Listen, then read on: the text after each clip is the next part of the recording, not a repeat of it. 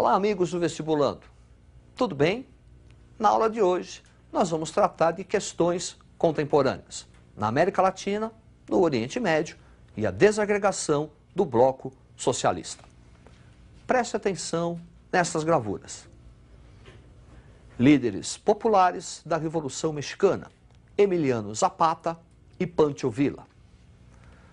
A Revolução Mexicana está relacionada com a ditadura de Porfírio Díaz, colocado no poder para proteger os interesses norte-americanos. Preste atenção no quadro.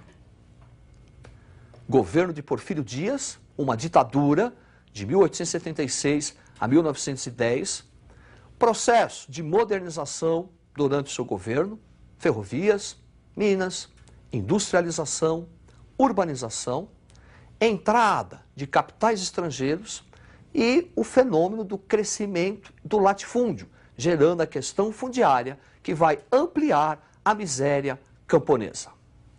Para atenuar a miséria camponesa, tem início um processo de Revolução Mexicana, onde a questão social camponesa, o acesso à terra, será sua causa imediata. Ao longo da Revolução, nós vamos ter 3 líderes. Observe o quadro. Revolução Mexicana, então, é um movimento contra a ditadura de Porfírio Díaz, contra o porfiriato, e os líderes, Francisco Miranda, representante do setor liberal, Pancho Villa e Emiliano Zapata, que representavam as classes populares.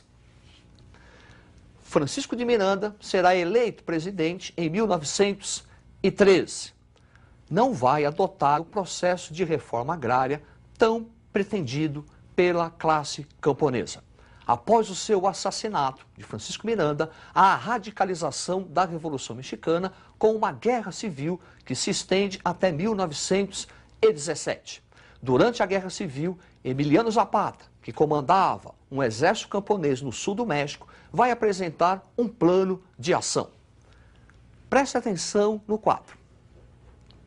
Plano de ação de Emiliano Zapata, plano de Ayala, que pretendia uma reforma agrária imediata para o México, confisco de terras que estavam sob o controle da Igreja Católica ou de grandes grupos internacionais e a criação de um banco de crédito agrícola para incentivar a produção camponesa. Após a radicalização do processo, os principais líderes populares, Emiliano Zapata, Pancho Villa, serão assassinados. E no ano de 1917 é promulgada a Constituição Mexicana como uma forma de legitimar o processo revolucionário. Vamos observar os aspectos desta Constituição. Observe na tela. Constituição de 1917, caracterizada pela separação entre Estado e Igreja, criação de um Estado laico. Constituição que vai apresentar direitos trabalhistas, como a jornada de trabalho e a legalização do trabalho feminino e infantil. Uma Constituição nacionalista e estatizante e que vai preconizar a necessidade de reforma agrária. A necessidade de reforma agrária não saiu do papel, aumentando as tensões sociais, abrindo caminho para que um líder populista, Lázaro Cárdenas, ocupasse o poder. Este sim vai patrocinar a reforma agrária no México, vai estatizar completamente a economia, especialmente as companhias de petróleo. A partir de Lázaro Cárdenas, as conquistas da Revolução Mexicana consolidaram-se. Preste atenção no quadro. Conquistas da Revolução Mexicana, reforma agrária, nacionalismo econômico no México, política trabalhista e industrialização. É interessante, o México já em 1917 possuía uma legislação trabalhista, uma vanguarda. Não se esqueçam que a Revolução Socialista também é de 1917. Portanto, o México saiu na frente. Criação de um Estado popular. Também na América, nós vamos observar um outro processo revolucionário, que é a Revolução Cubana. No século XIX, os Estados Unidos faziam intervenções em toda a América Latina, a política do Big Stick. E Cuba não será diferente. Cuba vai conhecer a Emenda Platt. Observe. Emenda Platt, de 1902, é uma emenda na Constituição cubana que garante aos Estados Unidos o direito de intervir em Cuba para proteger seus interesses econômicos. Por conta disso, os Estados Unidos vão sustentar a ditadura de Fulgêncio Batista, que estava no poder para proteger os interesses norte-americanos. É contra a ditadura de Fulgêncio Batista que se forma um movimento revolucionário liderado pelos irmãos Castro, Fidel e Raul Castro e Ernesto Che Guevara. Preste atenção no quadro. Fidel e o socialismo. Então, reforma agrária em Cuba, estatização da economia, erradicação do analfabetismo e o tal do paredão, quando os opositores ao regime foram fuzilados.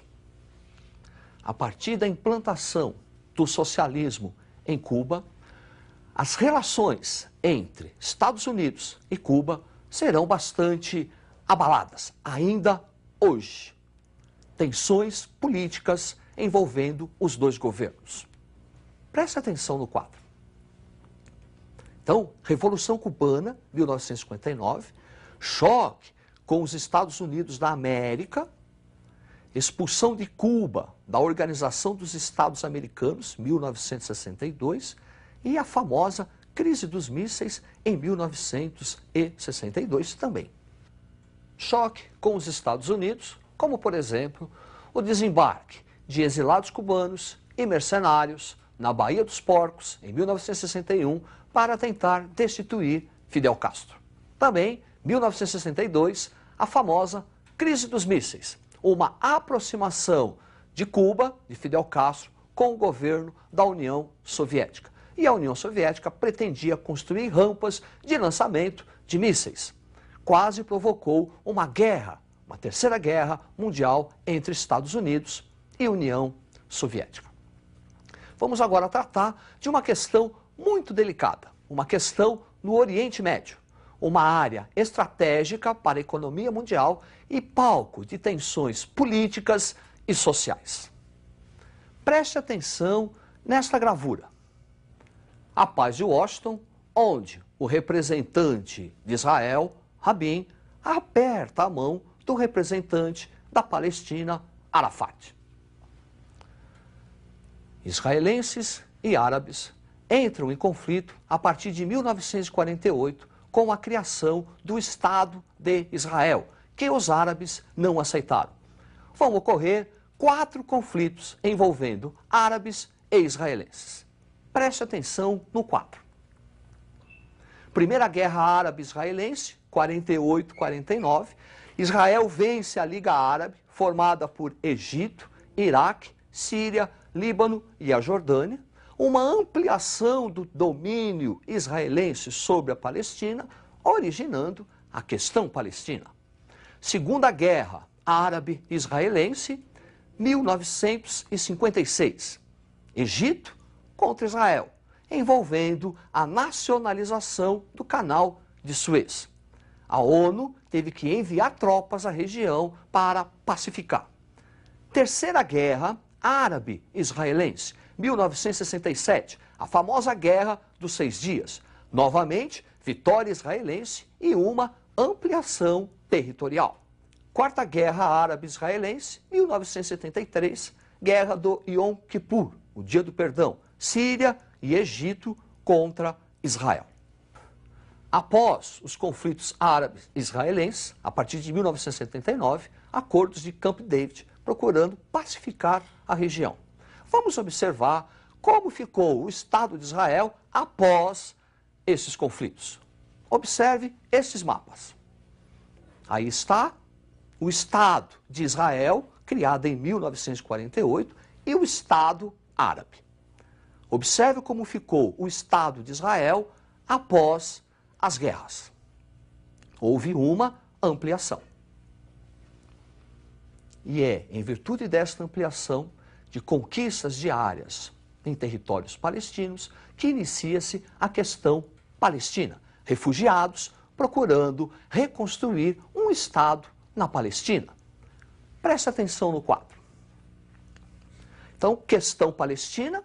1964 é criada a Organização pela Libertação da Palestina, comandada por Yasser Arafat, onde refugiados lutam pela criação de um Estado palestino, exigindo a devolução dos territórios Cisjordânia e Gaza, ocupado durante as 4 guerras. E em 1987, início da Intifada, quer dizer, Guerra de Pedras, procurando conquistar e expulsar os israelenses dos territórios ocupados.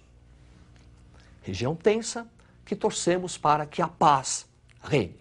E agora nós vamos tratar do processo da desagregação do bloco socialista. Preste atenção nessa gravura. Queda do Muro de Berlim, que representa a reunificação das Alemanhas, oriental e ocidental, e o início do colapso do socialismo. O colapso do socialismo está relacionado às reformas realizadas na União Soviética por Mikhail Gorbachev. Observe na tela. Governo Gorbachev, perestroika, reestruturação econômica, glasnost, transparência política. Essa reestruturação e transparência, segundo Mikhail Gorbachev, era para tornar o socialismo mais humano.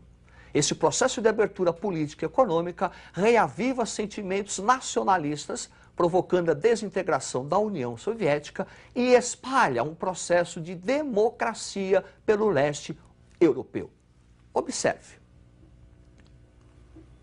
Então, na Hungria, 1989, o multipartidarismo, fim do domínio do PC, Partido Comunista, e processos de privatizações. Polônia, 1989, ação do sindicato, solidariedade e reformas. Romênia, 89, revolta popular em Timisoara, que vai resultar no assassinato do líder e ditador Nicolau Ceausescu. Alemanha Oriental, queda do Muro de Berlim. E na Iugoslávia, guerra civil envolvendo lutas étnico-políticas. É isso aí. Agora, para você, meu amigo, minha amiga, que se preparou desde o começo do ano, estudou bastante, dedicou-se, fique muito calmo. Confie em você, confie em sua capacidade, que você vai realizar seus sonhos. É isso aí, tudo de bom e até a próxima.